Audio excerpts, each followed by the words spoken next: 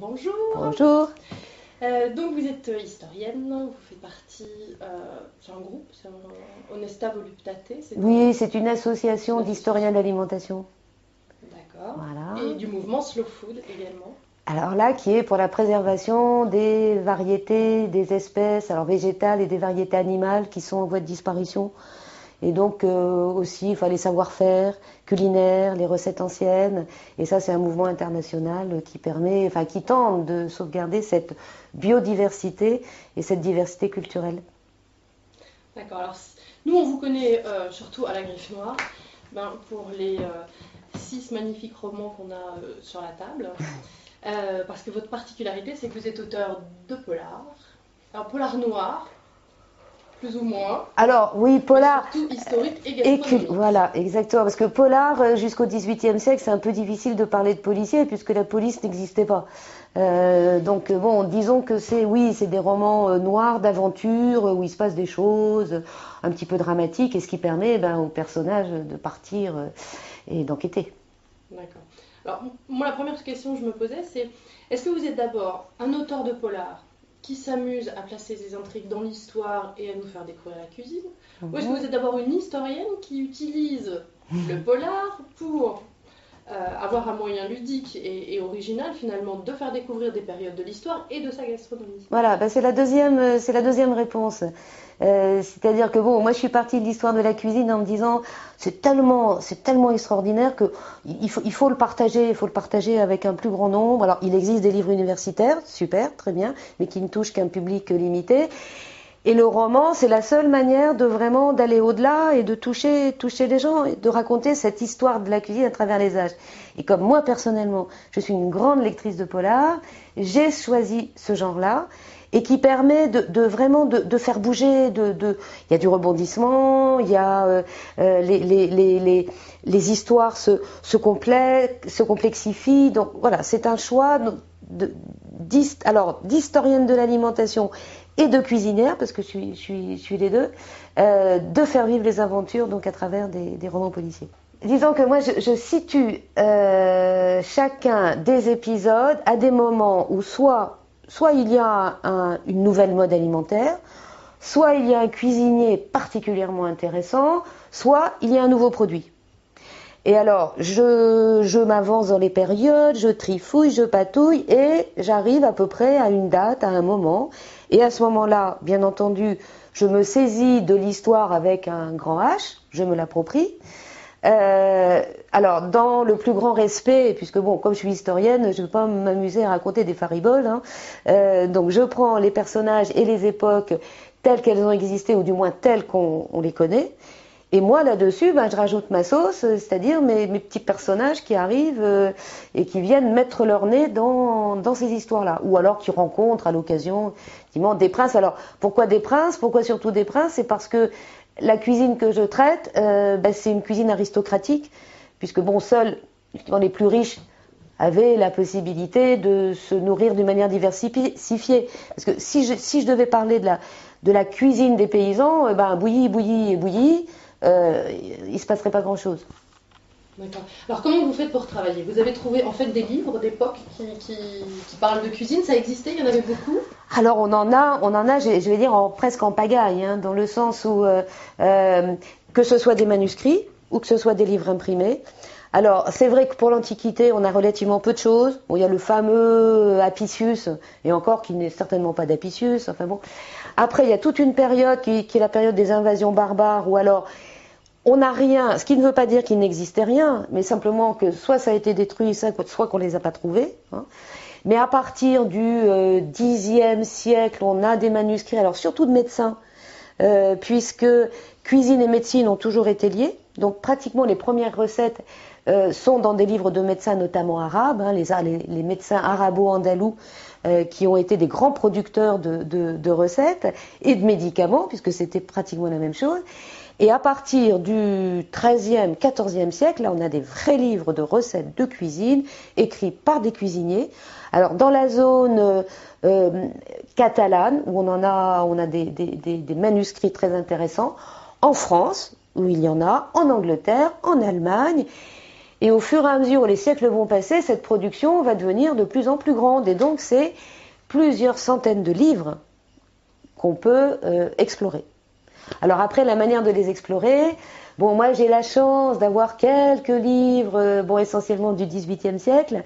Bon, ça c'est extraordinaire parce que les feuilleter, les avoir chez soi, on imagine selon la manière dont ils sont passés entre les mains, donc ça c'est un grand bonheur. Autrement, bon, ben, c'est aller à la Bibliothèque nationale, ou alors consulter des textes numérisés, ou acheter des reprints ou des facsimilés de ces livres de cuisine. Donc voilà, on les a. Donc c'est relativement facile, si ce n'est qu'il y a un peu aussi l'obstacle de la langue, hein, qui parfois... mais bon, ça va, on y arrive sans trop de problèmes. Donc voilà, c'est ma base, et je vais piocher là-dedans. Et quand j'aborde une période, la première chose que je fais, c'est de faire la cuisine, parce que c'est très évocateur, c'est aussi, ça vous emmène sur des chemins qui avivent l'imagination, et c'est vrai que chaque époque, bien entendu, a sa cuisine, et la cuisine traduit des éléments, enfin, je sais pas comment le dire, moi je sais que quand je suis au-dessus d'un plat, ça me dit des choses. Bon, ça m'écrit pas le bouquin, mais ça me dit des choses sur les gens, donc voilà, c'est faire la cuisine est un de mes premiers actes dans la constitution d'un livre. Je me cantonne à la cuisine européenne, hein, parce que de toute manière, alors oui et non, parce que les influences de la cuisine du pourtour méditerranéen, alors surtout alors Bagdad, 8e, 10e siècle, et donc arabo-andalou, il y a des influences, c'est évident. Alors bon, moi je lis pas l'arabe, donc j'en suis bien incapable de rentrer dans ce domaine-là. Après, tout ce qui est allemand, anglais, espagnol, italien, voilà, c'est ce qui fait la cuisine européenne, hein, parce que il y a un truc qui est assez étonnant, au Moyen-Âge, c'était presque world food.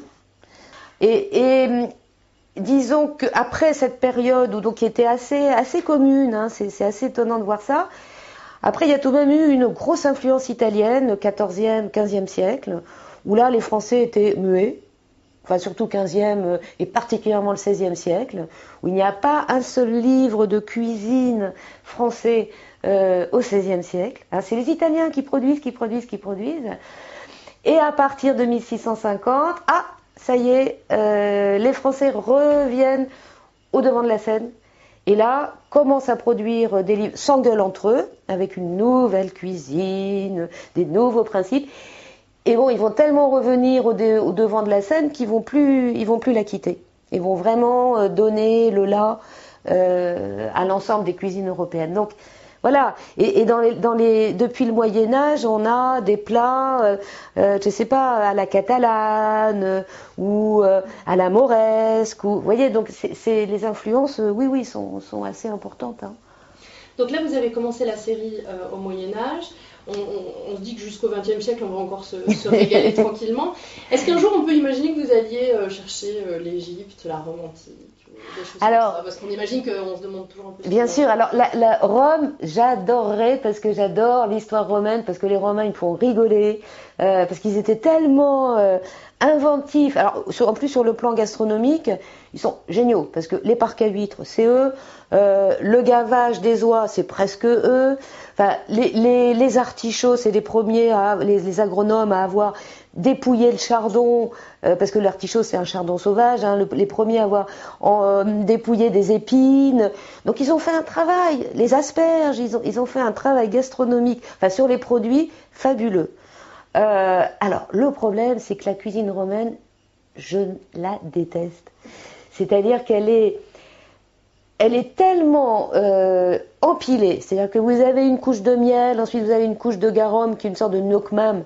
c'est-à-dire de poisson, d'entrailles de poisson mariné, avec un petit peu d'agneau, et on remet une couche de miel. Donc on arrive à des espèces de trucs qui sont, pour moi, c'est pas mangeable. Et c'est vrai que comme je pourrais pas faire un roman sur de la cuisine que moi je n'aime pas.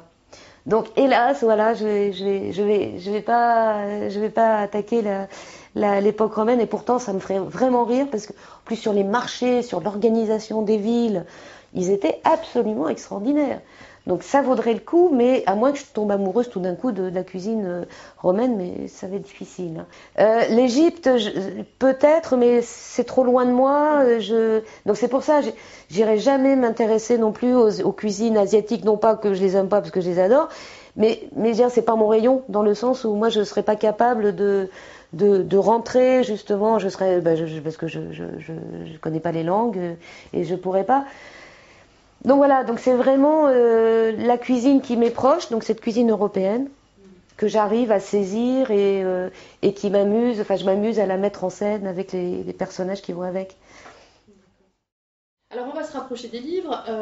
Donc en fait, tous ces livres, c'est une dynastie d'une seule famille. Alors cette famille, vous l'avez inventé, ce nom Savoisy qui est alors oui, parce que je pouvais pas avoir de héros récurrents pendant 7 siècles. Hein.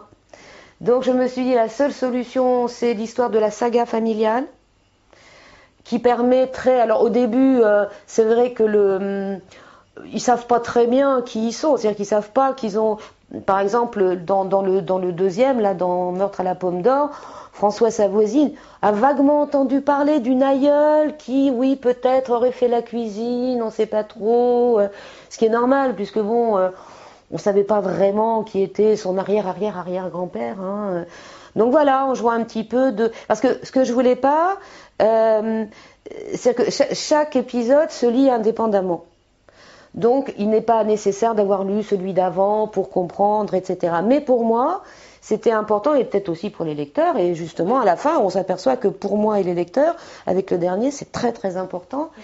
Qui est cette filiation qui permette comme ça de dire bah oui, cette famille, elle avance dans les siècles, et il y en a toujours un, pour une raison ou une autre, qui se retrouve dans la cuisine. Donc voilà, c'était. Oui, alors en plus, ce qui est très rigolo, c'est que l'idée de la saga, elle est venue, mais disons qu'un soir, comme par exemple ce soir, il y a presque tous les épisodes qui se sont dévoilés, comme ça, je savais. Il y en a un ou deux que j'ai rajoutés après, mais par exemple la pomme d'or, les étuves, le potager du roi, je savais que ça allait exister. Voilà, et je savais, et moi j'ai mon arbre généalogique. Je sais effectivement qui est le père, le grand-père de François, etc. Donc j'ai ça dans un coin qui n'apparaît pas dans les livres, mais pour moi je l'ai.